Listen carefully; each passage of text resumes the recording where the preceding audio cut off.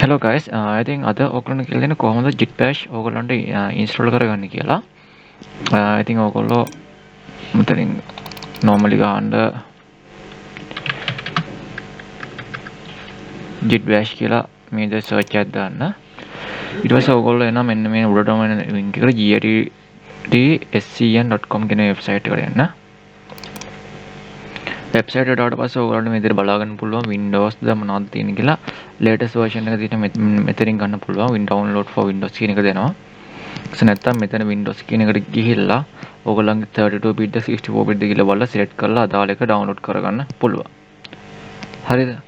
දැන් තමයි මේක තමයි git bash එක. සමහර කට්ටිය git එක git bash එක කියලා දෙකක් තියෙනවා කියලා හිතාගෙන ඉන්නවා. එහෙම දෙකක් නෑ. දෙකම මේක තමයි install කරගන්න ඕනේ. මේක download කරගත්තට පස්සේ ඔයාලට මෙන්න මේ විදිහට setup එක එනවා git download වෙන එක. මේක click කරලා ඔයගලන්ට normally command මේක install කරගෙන යන්න තියෙන්නේ. මේ විදිහට next දීලා recommended settings වලින් ඔයාලට මේක install කරගන්න තියෙන්නේ. මේක cancel කරනවා මොකද මම git install කරන් තියෙන්නේ.